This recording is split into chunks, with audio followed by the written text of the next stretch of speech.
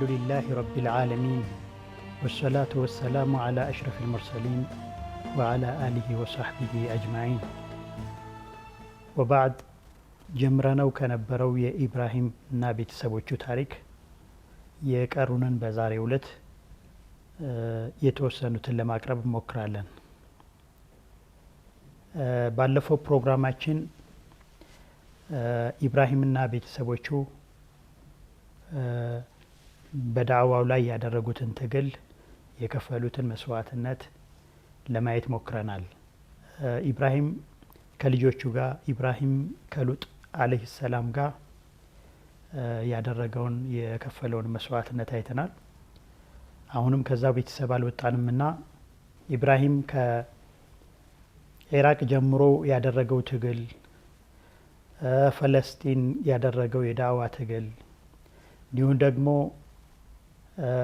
ወደ ግብጽ ሄዶም ያደረገው የዳዕዋ ትግል፣ በስተመጨረሻም ደግሞ ወደ መካ ከሀጀር እና ከባልተቤቱ ሀጀር እና ከልጁ እስማኤል ጋር መጥቶ የከፈሉትን ለአላህ የከፈሉትን መስዋዕትነት እነሱን ጥሏቸው ሄዶ እዚያም ጋር የደረሰባቸውን ስቃይ እሱ የተሸከመውን ተድሂያ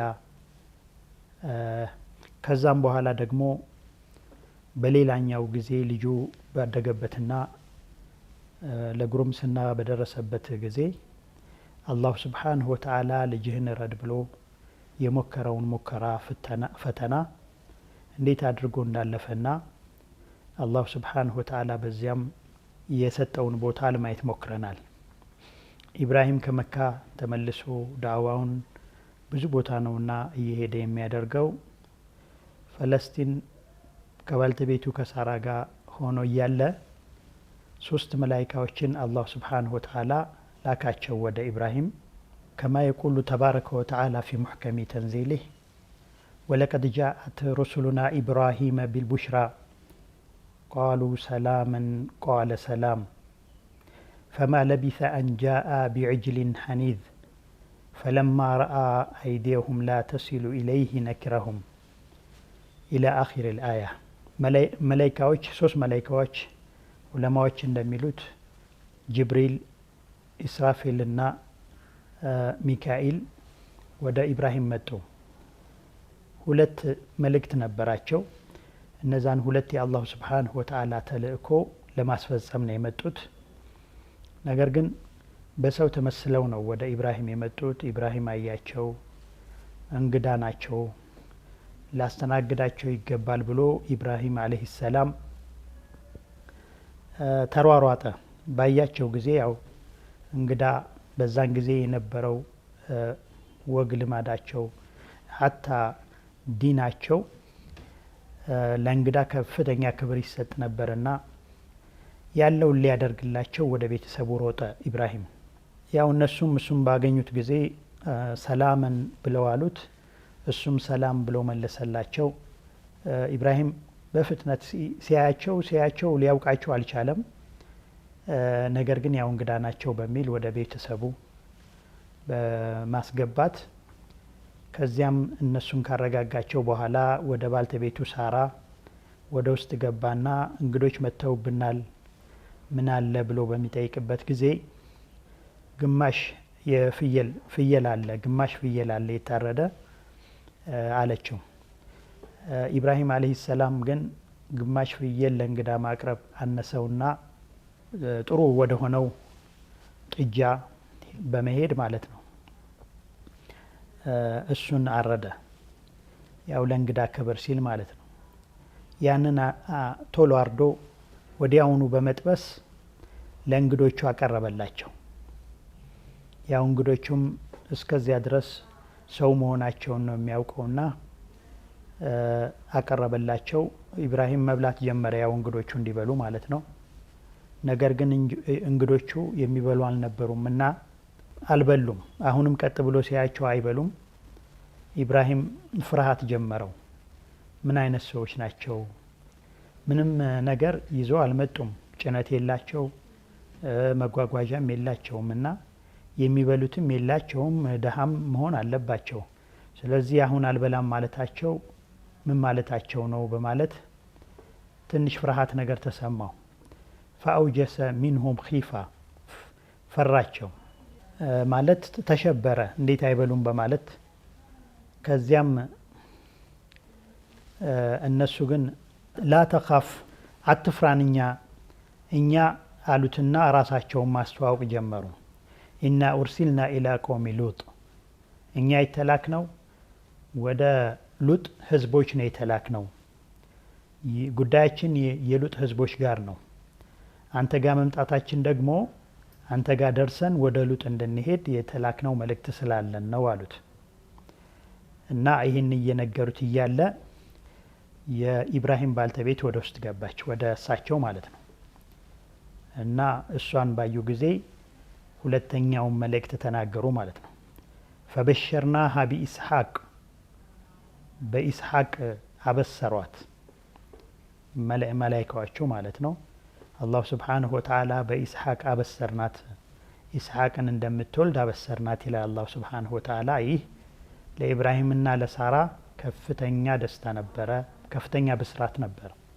ምክንያቱም ለረጅም ዓመት ትልቅ ሰው እስከሚሆኑ ድረስ ልጅ አልነበራቸውም። ልጅ ስላልነበራቸው ያው ልጅ እንዲኖራቸው ነበረ ሳራ ሀጀርን ለኢብራሂም መስጠቷ ማለት ነው። ያው ያ የሞከረችው ያሰበችው ነገር ተሳካላት፣ ከሀጀር ልጅ እንዲያገኝ ሆነ እስማኤል። ሳራ ግን ልጅ አልነበራትምና ፈበሸርናሃ ቢኢስሐቅ በኢስሐቅ ብቻ አይደለም የሰራችው ብዙ መልካም ስራ ስለነበር አላሁ ስብሓንሁ ወተዓላ ወሚን ወራኢ ኢስሐቅ ያዕቁብ ኢስሐቅ የሚባል ልጅ ትወልጃለሽ፣ በዚህ እናበስርሻለን። ምን እሱ ብቻ ከሱም በኋላ ደግሞ ያዕቁብ የሚባል ልጅም ይወልዳል ኢስሐቅ በማለት አላሁ ስብሓንሁ ወተዓላ ሁለት ደስታን በአንድ ጊዜ አበሰራት ማለት ነው። እና ምክንያቱም ያው እንኳንስ ኢስሐቅ ብቻን ያዕቁብንም እንደምታይ ያሳያል ማለት ነው ያገላለጽ። ስለዚህ ትልቅ ደስታ ነበረ። እሷ ግን ያው ግራ ተጋባች። ምክንያቱም እድሜዋ ትልቅ ስለነበረ፣ አርጅተው ስለነበረ፣ ኢብራሂምም አርጅቶ እሷም አርጅታ ስለነበረች እንዴት መውለድ እንችላለን ከዚህ በኋላ የሚል መንፈሷ ውስጥ ነበረና አሊዱ ወአነ አጁዙን ወሃዛ ባዕሊ ሸይኸን ኢነ ሃዛ ለሸይኡን አጂብ በማለት መለሰችላቸው። እኔ ትልቅ ሆኜ እድሜ ገፍቶ እወልዳለሁን? ባሌም ደግሞ እንደምታዩት ትልቅ ሰው ሆኗል። እንዲህ በእርግጥም ወልድ ከሆነ በጣም አስደናቂ ነገር ነው በማለት መለሰችላቸው። እንግዲህ እውነትም አስደናቂ ነገር ነው። ምክንያቱም ተስፋ የቆረጠች ትልቅ የሆነች ሴት ልጅ ትወልጃለሽ መባሏ በጣም አስገራሚ ነበረና ለዚህ ነው የተደነቀችው ማለት ነው። እነሱም ዝም አላሏትም። ቃሉ አተዕጀቢነ ሚን አምሪላሂ ወረሕመቱላሂ ወበረካቱሁ ዓለይኩም አህለል በይት ኢነሁ ሐሚዱን መጂድ በማለት አላህ ስብሓንሁ ወተዓላ እንግዲህ በመላይካዎቹ አስነገራት ማለት ነው። በአላህ ትእዛዝ ትደነቂያለሽ እንዴ? የአላህ ረሕመትና በረካቱ በእናንተ ቤተሰብ ውስጥ ሆኖ እያለ ምን ማድረግ ይሳነዋል ለእናንተ? ኢነሁ ሐሚዱን መጂድ እሱ አላሁ ስብሓንሁ ወተዓላ ልቅና የሚገባውና ምስጉን የሆነ ጌታ ነው። ይሄ ሊደንቅሽ አይገባም አሏት መላይካዎቹ ማለት ነው። እና የተደነቀችው እሷ ብቻ አልነበረችም። ይሄ ጥያቄ የነበራትም እሷ ብቻ አልነበረችም። ኢብራሂምም አለይሂ ሰላም ይሄው ጥያቄ ነበረውና ያ ወይለታ አአሊዱ ወአና አጁዙን ወሃዛ ባዕሊ ሸይኻ እንዳለችው እሷ ኢብራሂምም እንደዚሁ አበሸርቱሙኒ አላ መሰኒ የልኪበሩ ፈቢመ ቱበሽሩን ብሎ ነበር። አበስረናሃል በኢስሐቅ እያሉት ደግሞ ይጠይቃቸዋል። አሁንም ትልቅ ሆኜ እያለሁኝ ታበስሩኛላችሁን? ከቶ በምንድን ነው አሁንም ያበሰራችሁኝ? እያለ እንዲደግሙለት ያን ብስራቱን እንዲደግሙለት ተደንቆ ይጠይቃቸው ነበር ማለት ነው። ቃሉ በሸርናከ ቢልሐቅ ፈላ ተኩን ሚነል ቋኒጢን በእርግጠኝነት ነው ያበሰርንክ።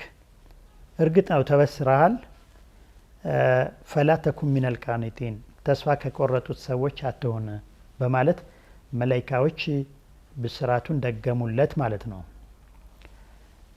አሁንም እሱም እንደዚሁ ከዚሁ በመቀጠል ቃለ ወመን የቅኑጡ ሚን ረሕመቲ ረቢሂ ኢላ ዳሉን ጠማሞች እንጂ በአላሁ ስብሓንሁ ወተዓላ ረሕመት ተስፋ አይቆርጡም እያለ አላህ ኢብራሂም መለሰላቸው ማለት ነው። ያው በአላህ ተስፋ የሚቆርጠው እውነትም ጠማማ ብቻ ነው።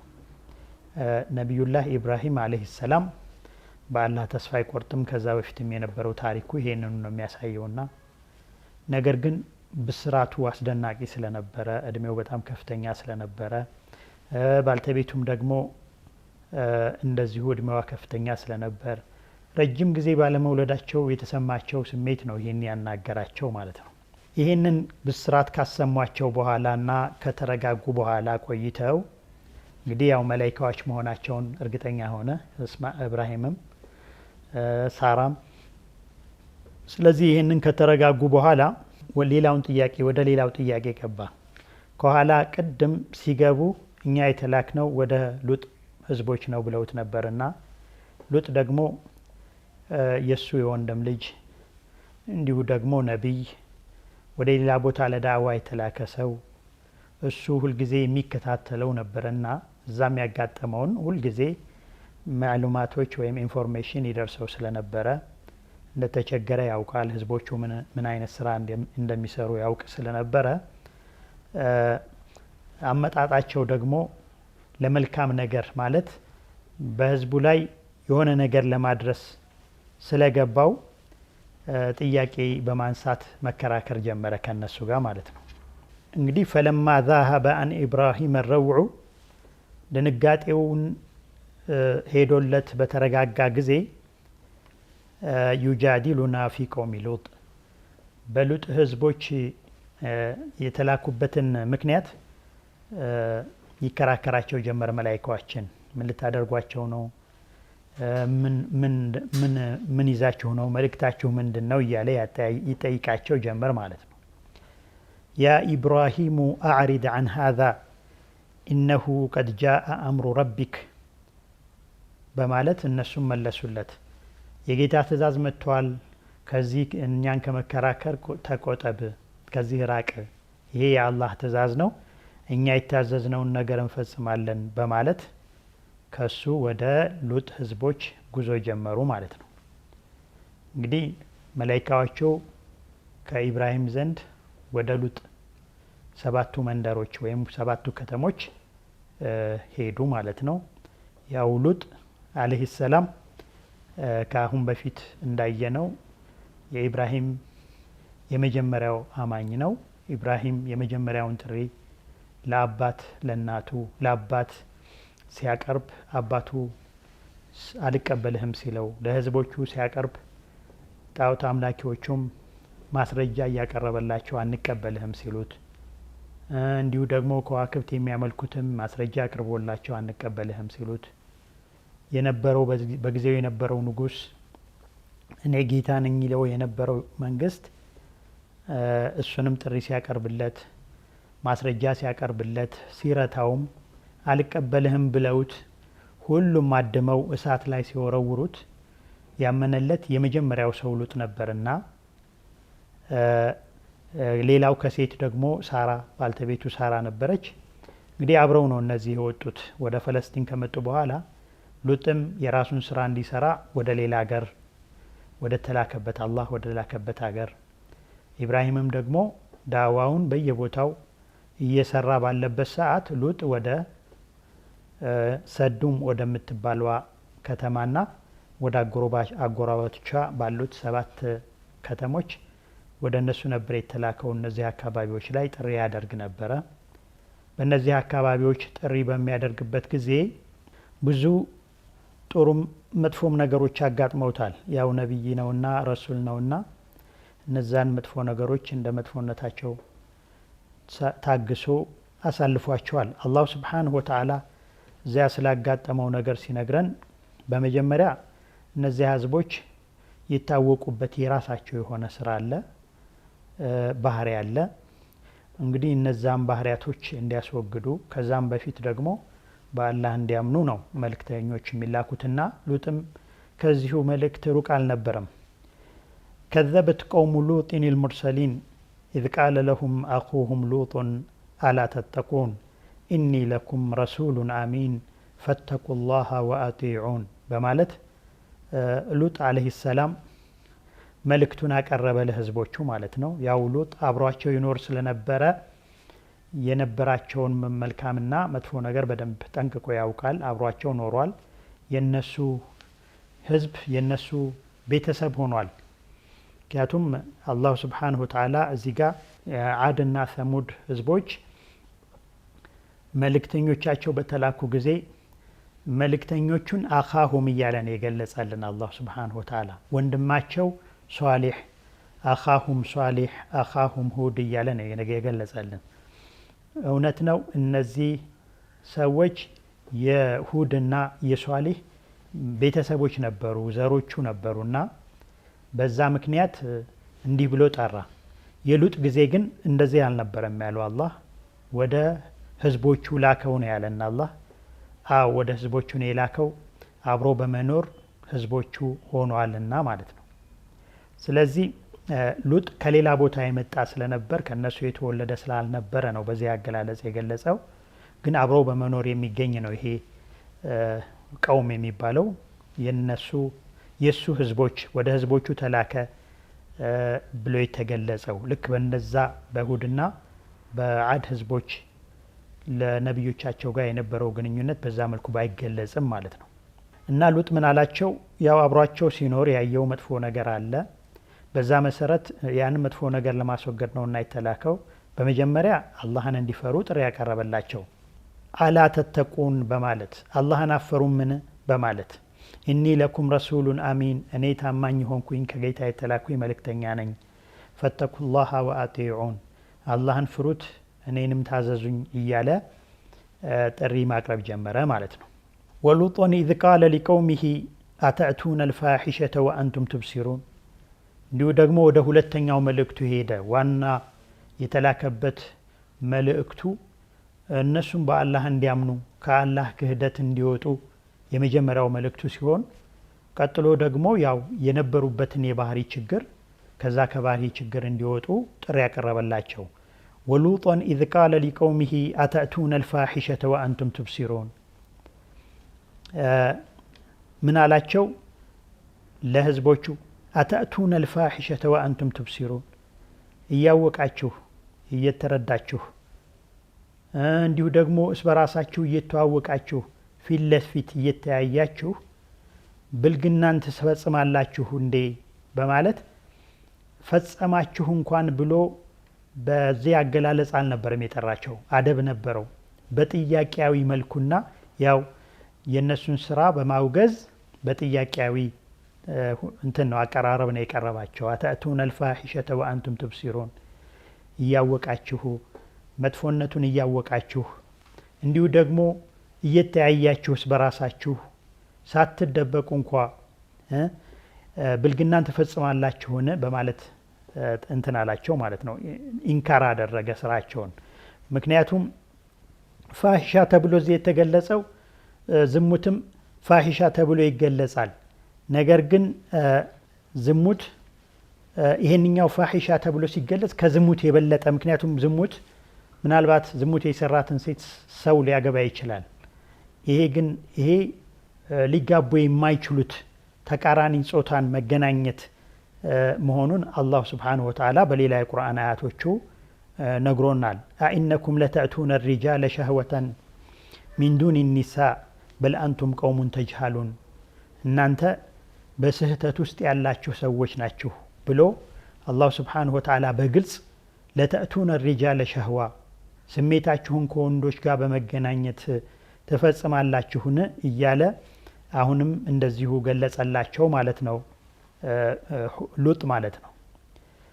እንዲሁ ይሄንን ጥሪ በተለያዩ በል አንቱም ቀውሙን ተጅሃሉን እያለ አላሁ ስብሓነሁ ወተዓላ እናንተ ተሳሳች ህዝቦች ናችሁ፣ እናንተ በስህተት ላይ ያላችሁ ህዝቦች ናችሁ እያለ በብዙ ቦታ ገልጿል። እዚህ ጋር ቅድም እያወቃችሁ ብሎ ለምንድነው ተጅሃሉን ብሎ ደግሞ አሁን የገለጸው? ተቃራኒ አይሆኑም ወይ እነዚህ ጀህልና በሲራ የሚባሉት ነገሮች ከተባለ ጀህል የበሲራ ተቃራኒ ሳይሆን ጀህል የሚባለው ሁለት አይነት ነው ማለት ሰዎች ሲረዱት ማለት ነው። መሀይምነት አለ፣ ጭራሽ አለማወቅ ማለት ነው። እንደገና ጀህል የሚባለው ደግሞ መሆን ያለበትን ነገር አለማድረግ፣ አለማወቅ ብቻ ሳይሆን ተጨባጩ ላይ መሆን የነበረበትን ነገር አለመፈጸም፣ ሌላን ከተጨባጩ ውጭ የሆነን ነገር መፈጸም ማለት ነው። እና ለዚህ ነው ተጅሃሉን ብሎ አላህ ሱብሓነሁ ቀውሙን ተጅሃሉን ብሎ የገለጸው ማለት ነው። መሀይማን ምንም ነገር የማያውቁ ቢሆኑ በዛ አይነት መልኩ አልነበረም የሚገልጻቸው ማለት ነው። ስለዚህ አሁን ይህንን ሌላም ቦታ ደግሞ በልአንቱም ቀውሙን ሙስሪፉን እያለ አላህ ሱብሓነሁ ወተዓላ ገልጿቸዋል። በልአንቱም ቀውሙን ሙስሪፉን እናንተ ወሰን አላፊ ህዝቦች ናችሁ በማለት በሌላ ቦታም እንደዚሁ በልአንቱም ቀውሙን ዓዱን እያለ ወሰን አላፊ መሆናቸውን ገልጾልናል ማለት ነው አላህ ሱብሓነሁ ወተዓላ። ግን ይህን ሁሉ ጥሪ እያቀረበላቸው ዳዕዋ እያደረገላቸው ብዙ ዘመን ቆይቶ የመለሱለትን መልስ ከሰሩት ስራ ያልተናነሰ ነበረ። ማለት የሚሰሩት ስራ በዓለም ተሰርቶ አይታወቅም። ከዛ በፊት ምንም ተፈጽሞ አይታወቅም። አዲስ ነገር ነው የፈጠሩት። ይሄ ግብረ ሶዶም ማለት ከዛ በፊት አይታወቅም። ወንድ ከወንድ ጋር የሚያደርገው ግንኙነት ከዛ በፊት ማንም ፈጽሞ ስለማያውቅ እንደውም በዓለም ተፈጽሞ የማያውቅ ያልነው አላህ ሱብሓነሁ ወተዓላ የገለጸልን። ስለዚህ ይህንን ነው እንግዲህ ይዋጋቸው የነበረው ሎጥ ግን በዳዕዋ በጥሩ ኡስሉብ። ስለዚህ ያው ይህንን ጥሪ እያቀረበላቸው እያሉ የመለሱት ግን እነሱ ፈማ ካነ ጀዋበ ቀውሚሂ ኢላ አን ቃሉ አኽሪጁ አለ ሉጥ ሚን ቀርየቲኩም ኢነሁም ኡናሱን የተጠሃሩን። ንጹህ ህዝቦች ስለሆኑ ሉጥና ቤተሰቦቹ ከመንደሮቻችሁ ከከተማችሁ አውጧቸው የሚል መልስ ነበር የመለሱት። ንጹህ መሆናቸው ወንጀል ተደርጎ ማለት ነው። ሁልጊዜ መጥፎን ነገር የሚሰራ አካል ወይም ህዝብ ጥሩ ነገር የሚሰራ ጠላቱ ነውና ስለዚህ ጥሩ መስራቱ ወንጀል ይደረጋል ማለት ነው በዛ ህዝብ ዘንድና ሉጥም እንዲሁ ነው የተባለው። ስለዚህ እነሱን ለማሳመን ከፍተኛ ትግል በማድረግ ማስረጃ በማቅረብ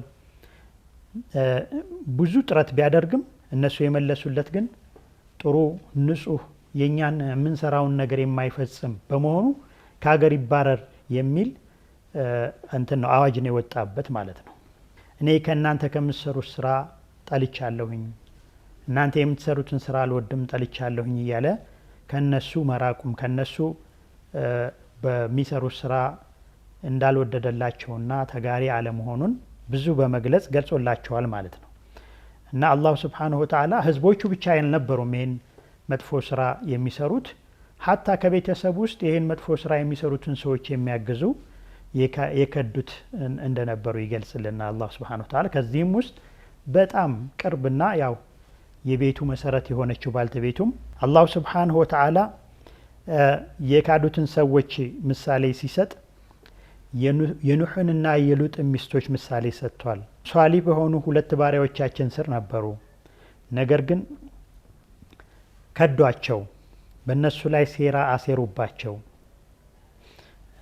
ስለዚህ ኑሕምና ሉጥም በእነሱ ላይ ሊደርስ የሚችለውን ኪሳራ አደጋ ሊከላከሉላቸው አልቻሉም።